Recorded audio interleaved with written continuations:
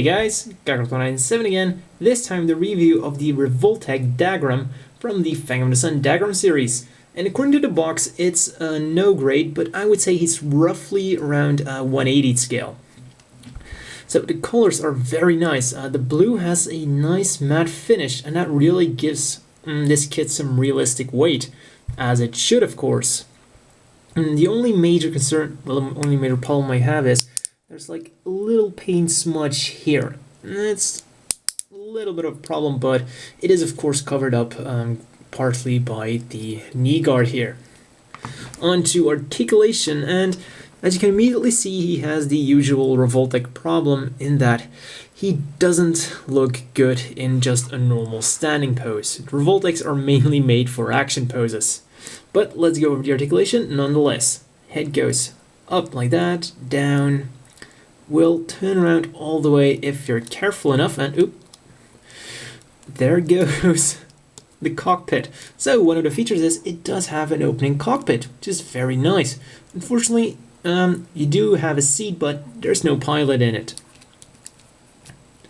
which is a bit unfortunate, but hey, he does have an opening cockpit. And in a very logical spot as well, because the pilot could of course use his ejection seat. Then the arms click up like that, down like that again, turn around like so, and then you can of course have like poses like this when you combine the articulation a little bit. There we go. Then the elbow is on one joint, goes out quite nice for one joint, much more than 90 degrees. Then the hands, whoops, well, one problem is this part just keeps falling off, so I'm just going to put that to a side here. Then the hands are technically on ball joints, but they only rotate around because the ball joint is in so deep. And then the waist, some very nice articulation, goes backwards like that, forwards all the way like that, and no real, well, you can technically pull them to the side, but I think that's just because the Revoltech joint is a bit weak and wobbly. So yeah, I wouldn't suggest doing that. Then the legs go forwards very nicely like that, and then backwards. Not quite as much because they hit the backs good. Then they don't go out, which is frankly a bit weird, and which is why he always stands with his legs like this. So yeah, I don't get why they couldn't include a little extra joint to make the legs go in and out, because that would have totally improved his articulation and his posability, because now you always have him standing with his legs open like that. And yeah, that's, let's just say it doesn't work for about 80% of the poses. So yeah, they do turn around. Then the knees are on one joint, but they do bend all the way like that, and for one joint, that's seriously surprising. Then the feet go forward, not quite a lot, then backwards quite nicely like this. And not really in and out unless you start to move around the joint inside a little bit. But generally, they don't really move a lot.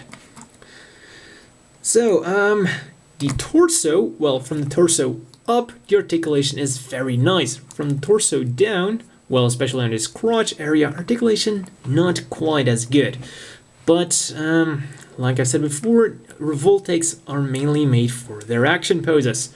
So let's get on with the accessories and show some of the action poses you get with them. First of all, a little accessory you get is a mini rocket launcher. What you do is you remove one of the smoke dispensers on his ears, then you plug this in. There we go. And now he has a little rocket launcher there. And oh yeah, these thingies do rotate around. There you go. Then you also get his linear gun, which can attach to both arms.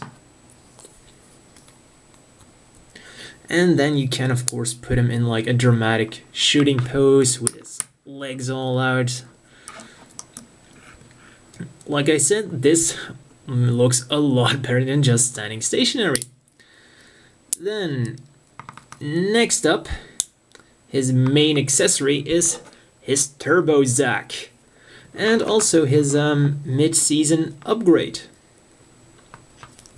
Just plugs in back. Oh yeah, a little bit unfortunate, but you just have two giant holes in his back where the Turbo Zac would fit in. It would have been better if they had made it like more mechanical, because of course the Dougram originally fights without the Turbo Zac. But then again, it is on the back, so it's not really noticeable. Then you've got a nice cannon here. So then you have to remove his left hand, which is a little bit hard to do.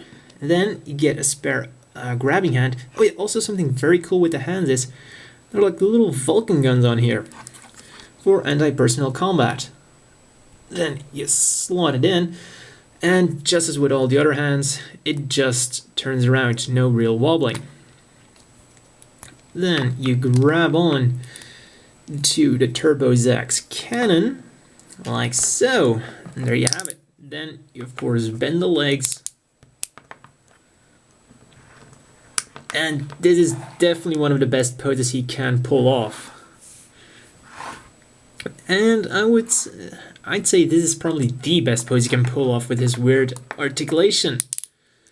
Then you also get a few extra hands. You get a right holding hand, and apparently, according to, well, one of the uses is it can hold the Turbo Zac.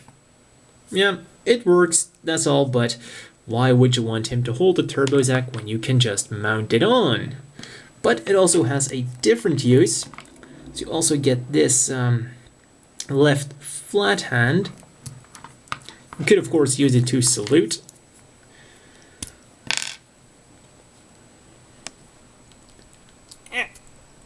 Yeah, the ball joint is quite, well, it's quite a tight fit. You could try to get him to salute, but that doesn't really work out. Howdy. But what you really want to use this for is you remove his linear gun, and you remove his other hand, and then you try to pop this one in. This is the worst one of them all to get to fit in there.